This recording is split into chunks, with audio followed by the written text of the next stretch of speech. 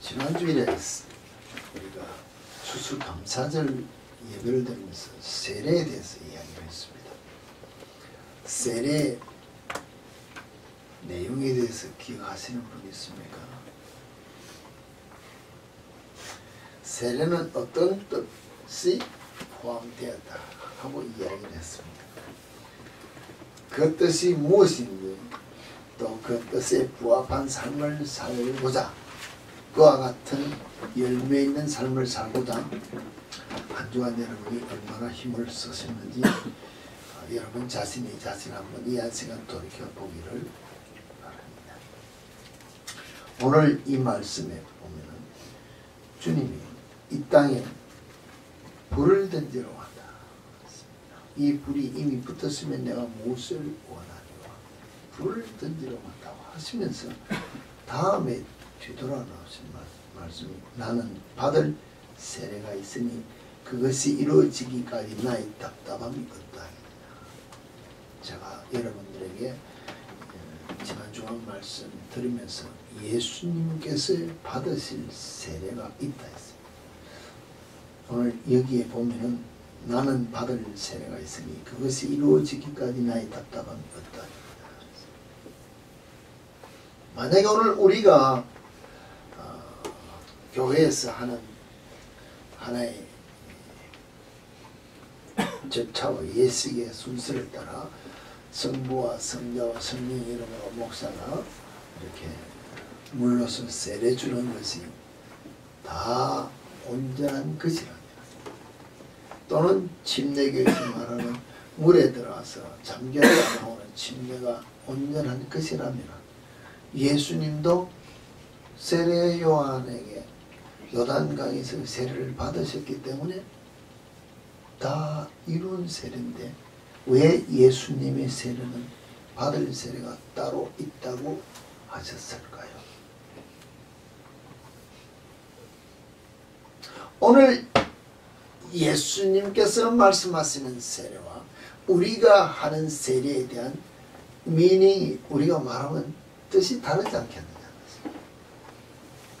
그러면은 우리가 지금 세례라고 하는 것이 물로 세례 주고 받았다고 하는 것이 온전한 완전한 세례일까요? 그것으로 다 이루어지는 세례일까요? 여러분에게 내가 물어본다는 것입니다. 우리 이것이면은 다 구원받는다는 징표라고 생각합니다. 세례 받으면 천국 간다고 이야기합니다. 목사들이 장로들이 당회에서 시험 치고 구두신문에 합격하면은 다 된 것으로 생각하고 그것으로 그 영혼이 구원받은 데 대한 합격증을 주는 것이 생각할 수 있는데 그러면은 예수님이 말씀하시는 세례와 무슨 뜻이 다르기 때문에 예수님은 받으실 세례가 또 있다고 말씀하셨을까요? 무엇이 다르겠습니까?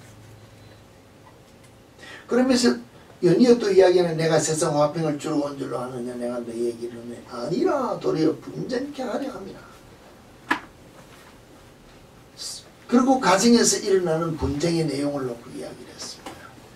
이해가 됩니까? 지금 말씀하시는 위에 절에 49절에 불을 땅에 던지러 왔다 이 불을 놓고 이야기하면서 그 중간에 받을 세례가 있다. 또 그 다음에 가정에 불화를 화평을 주는 것이 아니라 도리어 분쟁케 하려 함이라. 문맥상으로나 모든 것으로서는 이해되지 않는 이 말이 본문에 들어있다는 것입니다.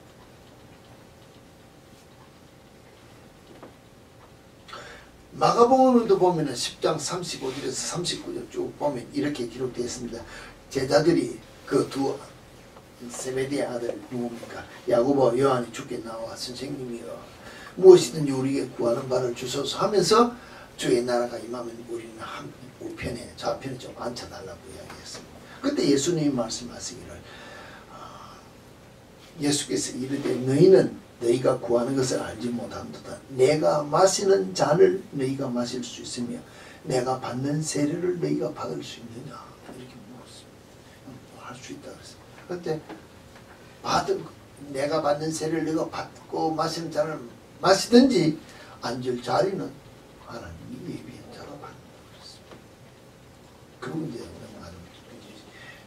두 군데 소개되어 있습니다만 예수님께서 받으실 고난, 받으실 세례 여기서 비교해보면 내가 마시는 잔을 너희가 마실 수 있으면 내가 받는 세례를 너희가 받을 수 있느냐고 물으셨으면 예수님이 지금 받으셔야 될 세례, 오늘 지난 주간에 우리가 한번 생각해 본 대로 세례에 대해서는 사실은 죽어야 된다는 것을 이야기했습니다. 죄에 대해서 우리가 완전히 죽고 새로 거듭남에 대한 것이 세례에 대한 동참이라 그랬습니다. 그렇다면 예수님이 마지막 내가 받을 세례는 죽어야 된다는 것입니다. 십자가에서 내가 죽어야 되는 것이 나의 받을 세례라고 고백한다는 것입니다. 그런데 이 십자가에 죽으심을 당할 때까지 가는 여정이 있습니다. 그게 제자들에게 말씀하시고 이야기하는 고난이라고 했습니다. 고난받는 그 순간순간이 예수님은 자기가 받을 고난의 잔이요 세례라고 이야기하신다는 것입니다.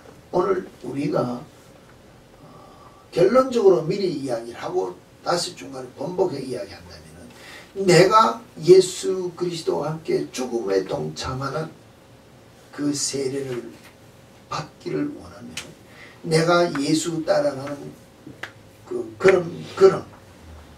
걸음에서 내가 당하는 고난이 그 내가 예수의 세례에 동참하는 삶이라고 이야기할 수 있다는 것입니다. 오늘 여러분들이 육신적으로 살다가 육신적으로 영으로 우리 그리스도인으로 살아가는 삶 속에서 예수 말씀에 따라 순종하고자 하는 삶이 여러분 삶 속에 일어날 번민이 있다는 것입니다. 마음대로 못하는 게 있다는 것입니다. 그런데 내가 살아서 내 마음대로 하면은 내가 사는 것이기 때문에 내 마음대로 하는 것이 아니라 예수의 말씀에 따라 순종하고자 내 자신을 죽이는 것이 곧 영적인 여러분 삶 속에 있으면 고난이지 않습니까? 갈등이 고난이라는 것입니다. 예수님이 재판장에서 또 채찍 맞아 쓰고 당했던 고난, 그것이 육적인 고난과 영적인 고난을 다 나를 위하여 당하셨지만 오늘 우리도 예수님의 십자가에 같이 죽어야 될 영육이 함께 죽는 모습으로 그 세례에 동참하는 예수님의 세례에 동참하는 그 삶을 내가 살기를 원한다면 내가 오늘 육적인 매맞음, 채찍의 매맞음은 없다 하더라도 영적인 채찍의 매맞음을 통하여 갈등하면서 세상의 것을 끊어버려야 되는 이 죽음은 내게 있어야 된다는 것입니다. 그래야 내가 예수님의 세례에 동참하는 삶을 살아간다고 이야기할 수 있지 않겠느냐는 것입니다. 이것도 없이 부활에만 동참하겠다 하면 세상 말하면 이 사기꾼이라는 것입니다. 죽지 아니하고 부활이 있습니까? 없습니다. 예수님도 부활의 영광에 동참한 것은 동참이 아니라 부활의 영광을 이루신 것은 십자가에 나 위해 죽으셨기 때문에 부활의 영광을 우리가 사망에 눌리는 모든 권세를 깨뜨리셨다는 것입니다.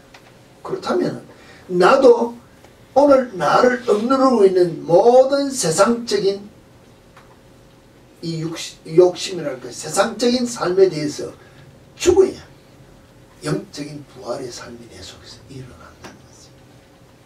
그러려면 우리의 보는 모든 기준이 어디에 가 있어야 될까요? 십자가에 가 있어야 된다는 것입니다. 예수가 나를 위해 죽으신 그 십자가에 가 있어야 초점을 놓치지 않으면 내가 죽을 수 있는데 거기에 가 있지 않는다는 것입니다. 여러분에게 제가 늘 제 자신을 한 번씩 많이 비교해서 이야기합니다. 여러분에게 막 말로는 가르치면서 막 열심히 가르쳤습니다. 이렇게 예수 따라 말씀에 따라. 근데 제가 지난 주간에 한 주간 동안에 야단 많이 맞았거든. 야단 많이 맞았거든. 왜 야단 맞았을까요?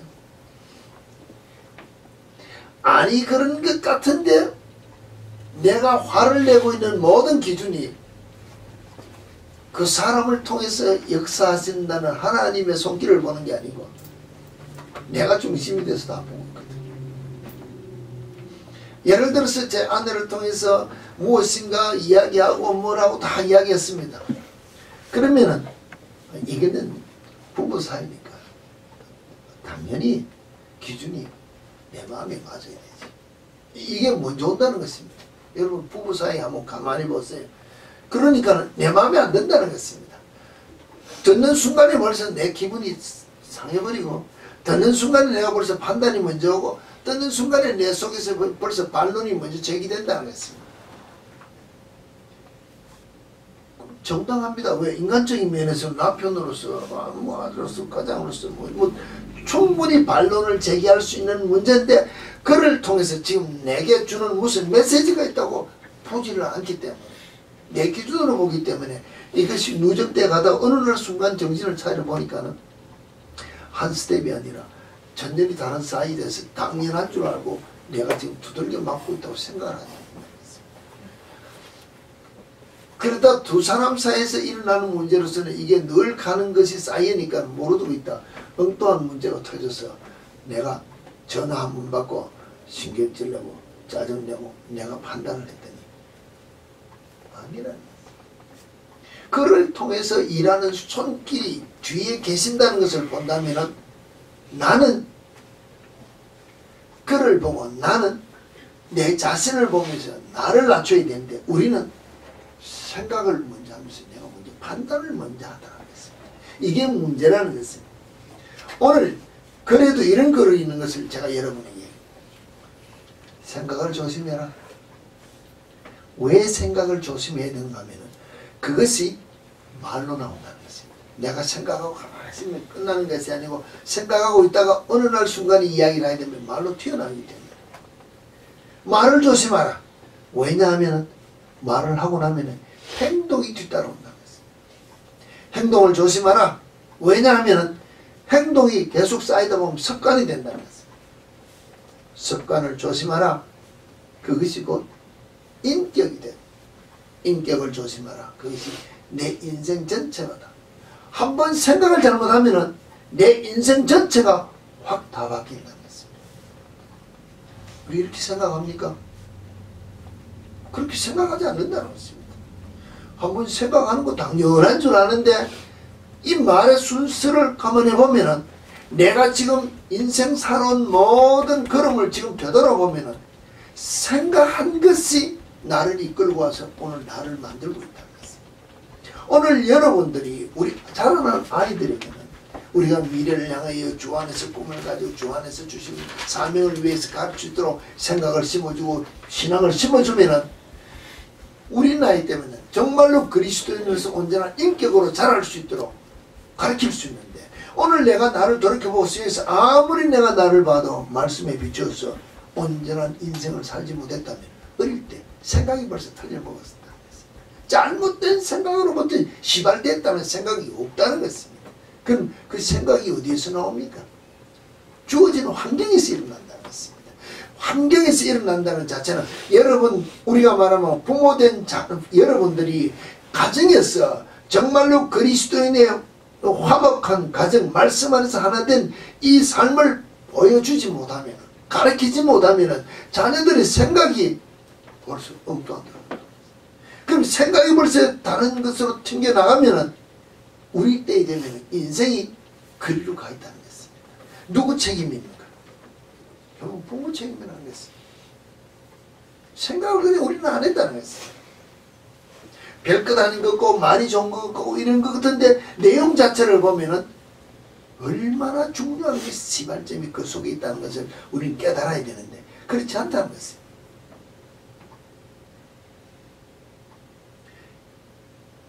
세상을 살아가는 지혜라는 글씨 속에도 이런 글이 딱 한 구절만 써 있습니다. 만일 사람이 그들을 나쁘게 말하거든 누가 나를 보고 야, 이 박경진은 나쁘다 잘못했다 이래 하거든 화를 내지 말고 듣는 순간 내 자신을 들여다보라. 내 자신을 들여다보고 정말로 모든 상황을 들여다봤는데 내가 기준을 보아고 뭐를 내가 지금 잘못됐다고 이야기하는 그 사람들의 말이 틀렸으면은 무시하면 되는 것이고, 만약에 그 사람들이 나를 향하여 말하는 것이 내가 지금 틀렸다는 건데 진짜 내가 틀렸구나 하면은 그들에게서부터 내가 배우고 내가 고치면 되는데, 어느 쪽으로도 우리는 화를 내면 안 된다 그랬는데 우리는 뭐합니까? 누가 나를 향하여 가르치고 틀렸다 그러면 뭐부터 하느냐 하겠어요. 화부터 내고 신경질 내고. 오늘 여러분들 이야기하면 별것 아닌 것 같은데 막 대화하는 중에서도 뭐 걸렸네 하고 얼굴 색이가고 마음이 바뀌어. 이 틀렸다는 것입니다. 생활하는 세상 사람의 삶의 지혜에도 못 미치는 지혜를 가지고 그리스도인으로서 신앙생활한다. 틀렸다는 것입니다. 누가 나를 향해 상대가 내가 면전에 대놓고 막 화를 내더라도 받아 넘길 수 있는 마음의 자세가 돼 있어야 내가 온전한 사람으로 자라날 수 있는, 면전에서 내가 어떤 화나는 비난을 받더라도 자신을 다스릴 줄 알아야 우리가 말하는 세상을 살아가는 지혜자가 된다는 것입니다. 지혜자. 근데 그게 뭡니까? 신앙 안에 비춰보면 내가 예수 그리스도와 함께 죽었기 때문에 그 말이 내 귀에 들어와도 내가 넘어갈 수 있는다. 왜? 죽은 자는 감각이 없기 때문에. 근데 제가 제 자신을 여러분들이 있지만 나도 여러분들에게 말은 이렇게 가르치지만은 나도 살아서 순간순간 들여다보면은 내 기분을 나쁘게 하는 말들이 들어올 때는 내가 살아있는 모습을 보고 있더라는 것입니다. 그러니 그 말이 면전에 대고 막 하면은 알 수 있습니다. 이건 정말로 시험을 하나 이런 느낄 수 있는데 은근슬쩍 비추어서 비유적으로 넘어가는 거지 아무것도 도수로 말하면은 90%나 100%짜리로 나를 놓고 화를 내게 이야기하면은 오히려 방비할 수 있습니다. 늘 이야기하듯이 마귀가 삼지창을 들고 붉은 옷을 입고 내가 마귀다 하고 나오면은 이길 수 있다는 것입니다. 그런데 광명의 천사로 가장한 천사의 옷을 입고 나와서 마귀가 우리에게 유혹을 주면은 넘어간다는 것입니다. 그와 마찬가지로 그럴듯한 말로 슬쩍 은근슬쩍 귀를 거슬리게 하는 말을 하면은 못 참고 걸릴 때가 많다는 것입니다. 여기에 마귀가 우리에게 주는 참으로 묘한 덫 중에 하나인데, 신앙생활에 섰다고 할 때 넘어질까 조심하라 하는 말이랑 똑같다는 것입니다. 근데 우리는 오늘 이 자리에서 막 은혜 받았다, 잘할 것 같다, 결단할 것 같다, 아멘 하고 돌아서 나가면서 같이 나누는 대화 중에서 기분 나쁘게 하는 말 들으면 뭐합니까? 떨거든. 기분 나쁘면 안 된다는 것입니다. 이게 뭡니까? 내가 예수 그리스도와 함께 죽지 못한 내 삶이라는 것을 인정하라고 하는데 아직도 나는 내가 살아야 되겠다고 고집하고 있다는 것입니다. 정말로 예수님께서 우리를 향하여 말씀하실 때 세례라는 것이 무엇을 위하여 십자가에 죽는 것을 놓고 지금 그 고난의 길을 가고 있다. 정말로 오늘 우리가 만약에 중병이 걸려서 병상에 누워있는 사람들을 놓고 이야기합시다.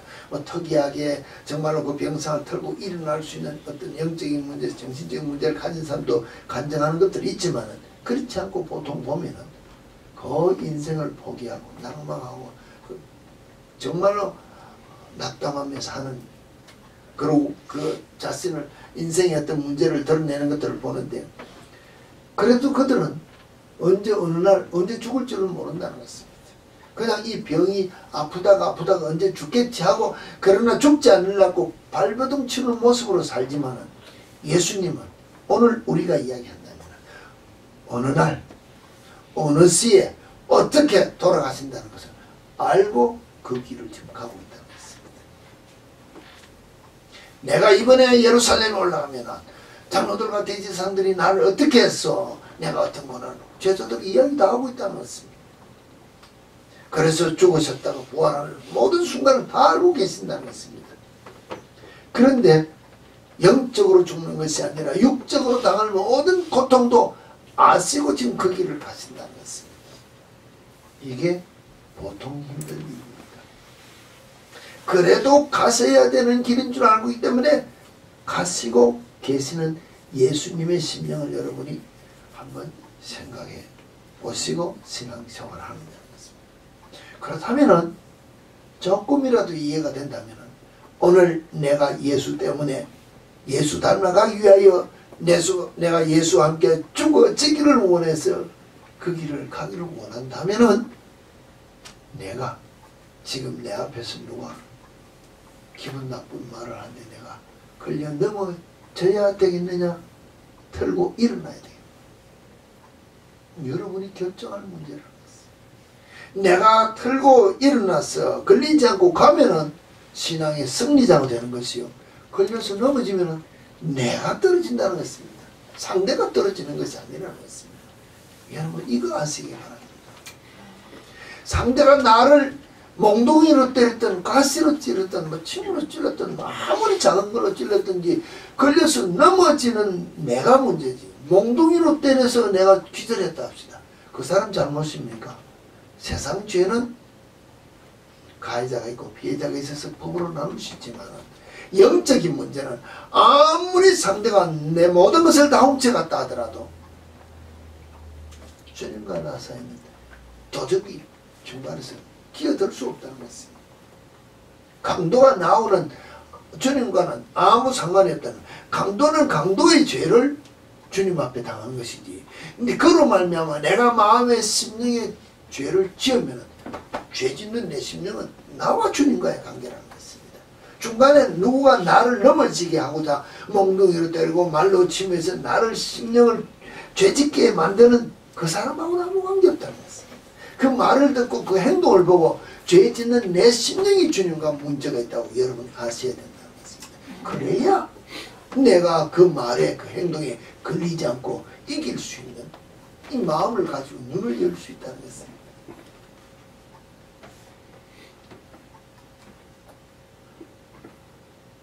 오늘 우리가 세상 살아갈 때에도 지혜자의 삶이 어떻다 어떻게 한다 하고 세상 사람들이 많은 좋은 말들을 조언을 해주는데 그것이 세상의 명언이요 조언이 아니라 신앙 안의 삶에 결부되는 말과 통일하다는 것입니다. 예수 따라 산다는 것 자체가 예수와 더불어 우리가 지난주에 이야기했지만 예수로 말미암아 우리가 새로운 더듬기 위해서 죽는다 그랬습니다. 그러면은 내가 나타나지 않는 삶이 되어야 된다 그랬습니다.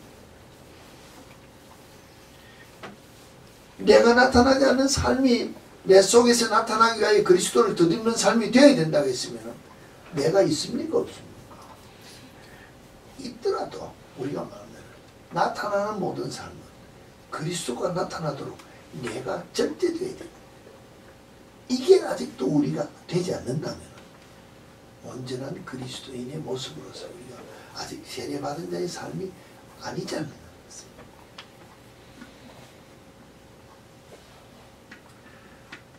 오늘 이 가정에 불화를 주러 오신 주님의 내용 자체를 보면은 불을 주고 뭐 이야기하는 자체는 보면은 왜 가정에 불화를 주는 왜?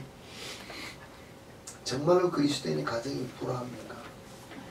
예수 때문에 가장 세상에서 화목한 가정이 되어야 되는데 예수 없이 세상에서 사는 가정은 사실은 누가 제일 왕이 되어야 되는 남편은 남편으로서 왕의 자리에 앉으려고 여자는 여자로서 여왕의 자리에 앉으려고 자녀들은 자녀로서 우리가 막 왕자의 자리에 앉고 공주의 자리에 앉아가지고 최고의 자리에 앉았기 때문에 자기의 지위 권세를 다 누리려고 하는 그 삶인데 왕의 권세를 가지고 왕의 위치에서 보면 왕비나 왕자들에게 이야기할 필요한 것을 넉넉히 공급해 준다 합시다. 넉넉히 공급해 줄 수 있는 모든 것을 다 갖췄어요.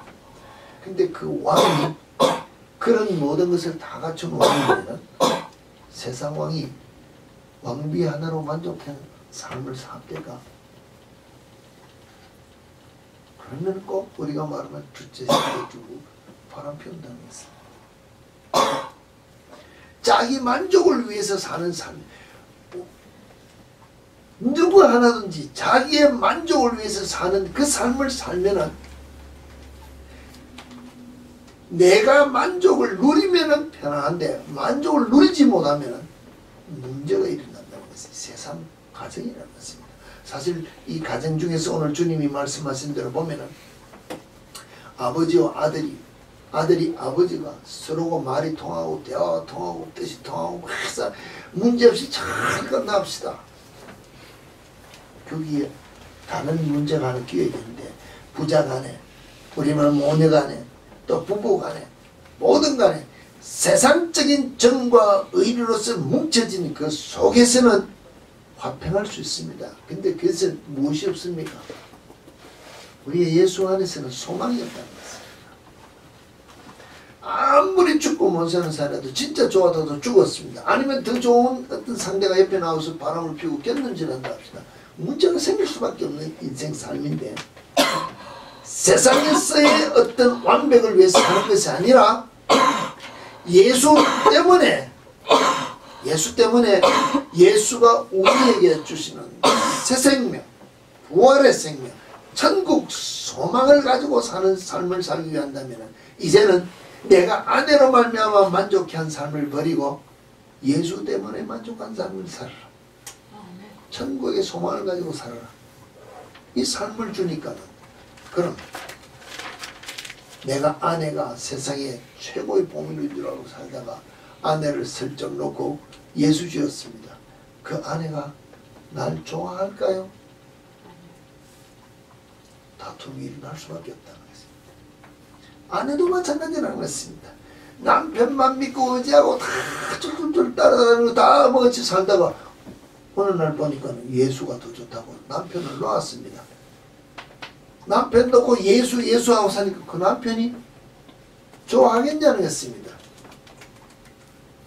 부모 자녀 모든 관계가 너희들이 육적으로 좋아하는 것보다 나를 좋아하는 삶을 살아라. 나로 말미암아 영생하는 부활의 생명을 가지고 천국 소망을 가지고 사는 이 삶을 주기 위하여 일선 불과 같이 싸움이 일어날 수밖에 없는 이 삶인데 이 성령의 불이 우리 속에 붙어야 되는데 이걸 던지러 세상에 왔는데 이게 여러분의 가정에 있어서 부셔지고 깨지고 다 죽어지고 예수 안에서 하나 되는 진정한 가정을 이루기 위하여 주님이 오셨다고 이야기하십니다. 그러니 가정은 예수 때문에 일어나는 불화는 당연한 것이라는 것입니다. 세상의 소망을 끊어버리고 세상의 모든 욕심을 내가 원하는 것을 벗어버리는 이 싸움이 오늘 주님이 말씀하실 때 분쟁케 하는 일이라는 것입니다. 예수 때문에 일어나는 분쟁은 내가 예수를 다 쟁취했습니다. 내 아내가 예수를 다 쟁취했습니다. 내 자녀, 내 부모가 예수로 다 쟁취된 삶입니다. 그럼 예수가 분리식입니까? 하나 되게 한다는 것입니다. 그럼 하나 되게 한다는 것입니다. 근데 오늘 여러분 삶 속에 여러분 자신을 돌이켜보기를 모든 문제가 어디에 중심이 가 있는가 하면 내가 보는 관점이 내 눈에 들지 않으면 내 아내도 다 잘못하는 거고 내 남편도 다 잘못하는 거고 내 자녀고 내 눈이 같이 하는 사람들이 내 눈에 안 들기 때문에 다 틀렸다고. 근데 늘 이 손가락도 크기가 다르고 재능이 다른데 어찌 그 사람이 내 앞에 있는 사람이 내 기준에 맞춰 살 수 있는지 생각해 보셨어요? 여러분 자녀들 나는 지금 내 나이로 보면 60이 넘었습니다. 만약에 우리 아이들이 결혼해서 손자들이 낳았다 합시다. 그 애들의 기준으로 보아서 내가 낮아져야 됩니까? 내 기준대로 보고 할 줄 모른다고 야단쳐야 된다는 것입니다. 어떻습니까? 근데 여러분들이 자녀들을 보면은 내 마음에 안 맞다고 내 마음에 들도록 하루아침에 어른의 자리로 이끌기 위해서 야단친다면 주님이 주신 오늘 5살짜리의 그 재능을 내가 키워주느냐 꺾어버린다. 오늘 이 아이 5살짜리 아니면 10살짜리를 내가 지금 40살 50살 되는 나이로 키웠습니다. 내 지능이 주로 키웠습니다. 그 아이의 10살짜리에서부터 40살까지 30년 40년 인생의 공간이 어디 갔냐 했습니다. 하나님이 그를 그동안에 훈련시키고 키우고 다 이렇게 될 그 모든 일을 내가 다 뺏었다. 하나님이 그 사람을 어떻게 훈련시켜서 양육시켜서 주의 일을 위해 훈련해서 키우겠냐. 내가 막는다고 생각은 못한다는 것입니다. 정말로 길로 세상 길로 갔습니다. 우리가 할 일은 세상의 모든 일들을 봤을 때 악한 관원도 하나님께서 세우실 때 우리는 오늘 모든 신학들이 내가 해야 될 줄 알고 목사들이 신학들이 민중신학 해방신학 무슨 신학 해서 가서 앞장서서 그들을 내가 도와줘야 될 것 같은데 하나님이 말씀하시기를 성경이 우리에게 주기를 그와 같은 자를 세우는 것은 하나님이시다. 우리는 그에게 순종하며 주님 오늘 내가 이와 같은 환경이 있습니다. 주님 앞에 내 자신을 보고하라고 했습니다. 보고 나는 순종하고 보고하라고 했습니다. 오늘 내 앞에 있는 내 자녀가 마음에 들지 않으면 주님 저 아이가 저렇게 가네요. 내가 무엇을 잘못했어. 오늘 아까 말한 대로 내가 내 자신을 누가 나를 향하여 무엇인가 이야기하면은 우리가 반론 내기 전에 내 자신을 돌이켜 보는 지혜가 있어야 세상도 지혜롭게 산다는데 하나님이 나를 통하여 무엇을 깨닫게 하시고자 자녀들을 저 곁길로 가게 할까. 오늘 내게 이와 같은 환경을 주었습니다. 나를 보는 눈을 열어야 된다고 했습니다.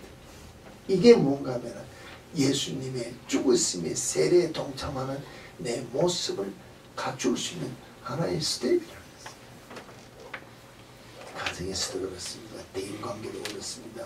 모든 문제가 내가 죽어지지 아니하고는 내가 예수의 세례에 동참하지 아니하고는 내가 예수의 고난에 동참하지 아니하고는 결코 내가 이 세례로 말미암아 예수와 함께 죽었다는 것을 고백할 수 없는 삶이라는 것입니다.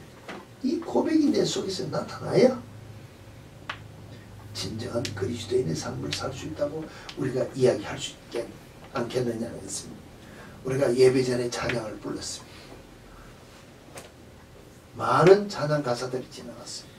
그 중에 여러분 기억나는 것 진심으로 예수 닮기 위해 우리가 찬양했습니다. 정말로 진심으로 신자되기 원하고 사랑하기 원하고 거룩하기 원하고 예수 닮기 원했다면 내가 죽어야 내가 없어야 신자가 되고 사랑하고 예수 닮아가는 삶이 된다는 것입니다. 십자가를 질 수 있나 주가 물어보실 때 죽기까지 따르려 저도 성도 대답했다고 했습니다. 성도는 죽기까지 따르겠다고 대답했다면 오늘 여러분이 성도입니까? 성도면은 죽기까지 내가 십자가를 지고 예수 따르겠다고 대답한 사람이라고 내가 찬양했다. 그런데 말 한마디로 말미암아 내가 기분 상하고 마음이 무너지다치고 무엇이 된다면 이 찬양이 내게는 잘못된 신앙의 고백이라는 것입니다. 누가 주를 따라 섬기느냐 세상 영광 위에 따름 아니요 크신 사랑이 주만 따름. 세상 영광을 내 따름이 아니라는데 우리 기도할 때 뭐합니까? 주여 이 문제 해결해 주시고 주여 내 자녀 잘 되게 하시고 주여 내 소원 이루어지게 하시고 주여 내 것이 다 이루어진다는 말은 세상의 영광을 위해 내가 기도하고 있다는 것입니다. 내 자녀가 잘 되었습니다. 공부 잘합니다. 정말로 우리가 말하면 모범생입니다. 남들이 알아줍니다. 주식 잘 되고 돈도 잘 되고 결혼도 잘하고 풍성한 열매가 맺혀집니다. 누구 자랑입니까? 내 자랑으로 본다는 것입니다. 그게 왜 내 자랑입니까? 예수 안에서는 내 자녀가 되었으면 내 자녀가 주님께 받은 축복이지. 나는 그를 향해 내 할 일만 다 했다고 손을 놔야 되는데 우리는 그 자녀가 잘 되는 것으로 말미암아 내 만족을 위해서 하는 삶을 산다면 내가 세상 영광을 위해 따르는 삶을 살자. 아니라는 것입니다. 부르는 찬양. 그냥 뜻없이 무릎 꿇는 것이 아니라고 우리는 찬양했다면 오늘 예수가 우리를 위하여 정말로 받으시는 세례를 놓고 이야기한다면 죽으시고 부활하시기까지 일어난 모든 그 과정이 내가 예수님과 함께 동참해야 될 세례의 과정 중에서 마지막 죽어야 될 관문을 통과하는 것이 마지막 세례라고 하고 마지막 받을 영광이 주님이 진짜 취하실 세례의 결론이라고 한다면 여러분 무엇을 취하시길 원해야 여기 나와서 예수 앞에 나와 찬양을 경배한다고 합니다. 우리의 마지막 목표는 예수와 더불어 영생하는 삶을 누리는 새 생명, 영생하는 삶을 위하여 우리가 예수 믿는다는 것입니다. 그렇지 않습니까? 이 땅에서 뭐 병 낫기 위해서, 잘 되기 위해서, 돈 벌기 위해서, 뭐 문제 해결하기 위해서 예수 믿습니까? 그렇다면 우리가 우리 자신을 돌이켜봐야 되지 않습니까? 정말로 예수와 더불어 영생하는 새 생명을 우리가 얻기 위하여 예수 믿는다면 주님이 계신 그 천국에 주님과 함께하는 삶을 살기 위하여 우리가 예수 믿는다면 주님이 죽으시고 부활하실 때마치 내가 죽어야 부활에 동참한다고 한다면 이 땅에서의 모든 삶 속에서 세례라고 하는 우리가 공인된 이 형식을 통하여 내가 죄에 대해서 우리 주님이 말씀하시는 로마서에서 이야기했습니까? 죄에 대해서는 단번에 줄 수 있습니다. 로마서 6장 지난주에 우리가 보았습니다. 그러므로 우리가 그의 죽으심과 합하여 세례를 받음으로 그와 함께 장사되었나니 아버지의 영광으로 말미암아 그리스도를 죽은 자 가운데서 살리신 것 같이 우리로 또한 새 생명 가운데서 행하게 하려 하신 이 말씀이 내 삶 속에 일어나기 위하여 새 생명 가운데 행하게 하려는 이 삶이 내 속에 나타나기 위하여 내가 죽어야 되는데 육적으로 죽지 않아도 이 영적인 모든 죄는 단번에 내가 끊어내야 된다는 것을 우리가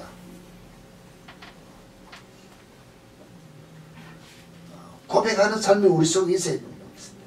정말로 또 우리가 마가복음 16장 16절에서 18절 이하에 우리 예수님이 말씀하시기를 뭐 믿고 세례를 받는 사람은 구원을 얻을 것이요 믿지 않는 사람은 정죄를 받는다고 하면서 믿는 자들에게 이런 표적이 따르나니 곧 그들이 내 이름으로 귀신을 쫓아내며 새 방언을 말하며 뱀을 집에 올리며 무슨 독을 마실지라도 해를 받지 아니하며 병든 사람에게 손을 얹어 나으리라고 했습니다.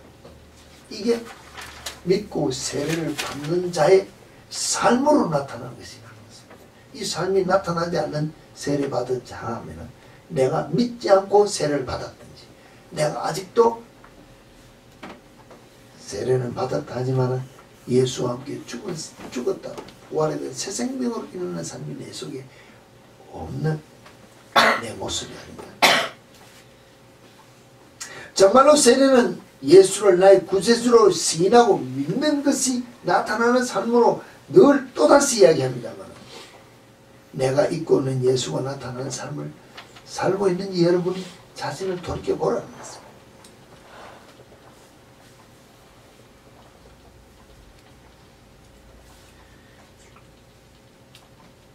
고린도전서에서도 10장에 보면은 모세가 애굽에서 이스라엘을 이끌고 나올 때 바다를 홍해를 밑에 지나왔어요. 뭐 어떻게 물방울이 튀었는지 안 튀었는지 모르지만 바다 밑을 지나온 그것을 놓고 이미 바다 가운데를 지나며 바다에서 세례를 받았다고 했습니다. 바다에서 세례를 받았다는 말 자체는 일반적으로 바다를 지나면 다 죽습니다. 거듭 죽은 것처럼 애굽에서 살던 모든 종살이 모든 것들을 다 죽었다고 했는데 세례받고 죽었다고 했는데 사실 홍해를 지나고 난 다음에 얼마지 않아 그들이 죽었다는 자신을 잊어버렸습니다. 그리고 뭐 했습니까?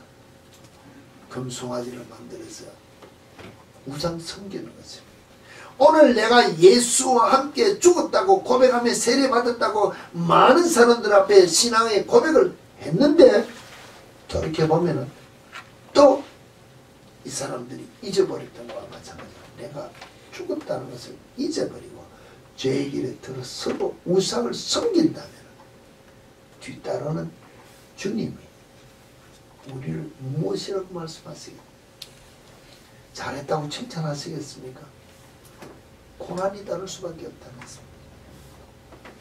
이스라엘 백성을 향하여 하나님의 진노가 끝까지 따라왔다는 거죠. 오늘 내가 예수와 더불어 죽었던 삶 속에서 내가 새롭게 거듭난 새 생명 가운데 행하고자 하는 그 삶이 내 속에 일어나는 삶이 없다면 내가 내 자신을 돌이켜보면서 내가 정말로 세례받은 자의 삶인지 우리가 우리 자신을 돌이켜보자는 것입니다.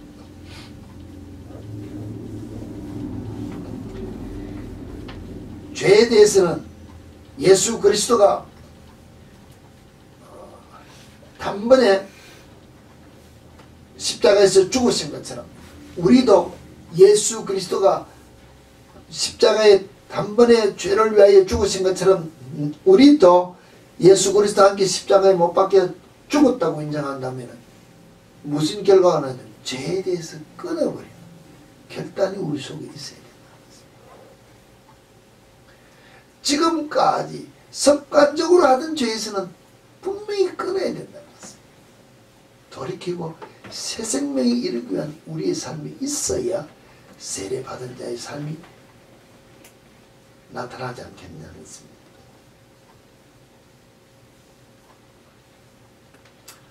오늘 우리 참빛교회 성도 여러분들을 통하여 제가 부탁드리고 싶답니다. 예수 그리스도가 우리를 위하여 십자가에 못 박혀 죽으신 그 죽으심 때문에 하나님께서 우리를 사랑하신다고 이야기했습니다. 내가 잘나서 하나님이 나를 사랑하는 것이 아니고 예수가 나 대신 죽었다는 것을 내가 믿고 그 죽음에 동참하는 삶을 살기 때문에 내가 하나님의 사랑을 덧입는다 그랬습니다. 그렇다면 진정한 하나님의 사랑을 덧입기를 원하는 그리스도에게 삶을 살기를 원하면 내가 예수 그리스도와 함께 죽어야 그 부활에 동참하는 그리스도인으로서 하나님의 온전한 완전한 사랑을 받을 수 있는 자가 된다는 것도 함께 기억하시기를 바랍니다. 이것을 놓치면 그냥 하나님은 사랑이라 그냥 하나님은 사랑이라 내 잘못한 것을 2000년 전에 십자가에서 다 용서하시겠지. 아들이 당한 그 고난 그 고통 때문에 나를 용서해 주시는 것이지 사랑 때문에 용서해 주는 게 아니라는 것입니다. 우리가 이 큐티 시간에 책에 늘 이야기하는 그 결론이라는 것입니다. 정말로 예수가 당한 그 고통 때문에 내 아들의 고통을 보고 내가 용서를 받는다고 사랑을 표시한다고 한다면 내가 그 고통에 동참하는 삶을 살고자 하는 결단이 없이 그 사랑만 하겠다면 그 사랑이 진정으로 내게 임하겠느냐 한번 생각해 보시라는 것입니다. 예수님의 세례가 십자가의 죽음입니다. 예수님의 그 십자가에 받으신 그 모든 고난의 잔이 오늘 우리가 제자들이 함께 마실 수 있고 받을 수 있다고 고백한 그와 같은 것이라면 우리도 이 고백이 우리 삶 속에 있어야 되냐. 내가 고난의 잔을 나도 마셔야 되고 내가 받으실 세례도 예수님이 받으실 세례도 내가 함께 받겠다는 고백이 있는 삶이 내 속에 있어야 되는데 그것이 무엇인가? 여러분 삶 속에서 나를 살려 일으키는 모든 듣고 보고 행하는 오감으로 나타나는 모든 자극적인 것들을 내가 죽이고 내 속에서 예수가 나타나는 삶을 살겠다고 고백하며 예수의 세례에 동참하겠다는 결단이 있는 사람이 있어야 신앙의 승리자가 될 수 있지 않느냐. 이 결단을 통하여 여러분들이 어디에 가나 무엇을 하나 오늘 하루 삶을 통하여 일주일의 삶을 통하여 한 달의 삶을 통하여 1년의 삶을 통하여 인생 전체의 삶을 통하여 하나님께 풍성한 열매를 드릴 수 있는 그리스도인의 삶을 살았다고 고백할 수 있는 여러분이 될 수 있지 않겠냐 그랬습니다. 이 삶을 통하여 주님께 영광 돌리고 이 삶을 통하여 많은 사람들에게 그리스도가 전부 되어줄 수 있는 그리스도인이 되었다고 전부 되어줄 수 있는 여러분이 되어지기를 다시 한 번 더 부탁을 드립니다. 이 말씀 생각하면 같이 기도하겠습니다.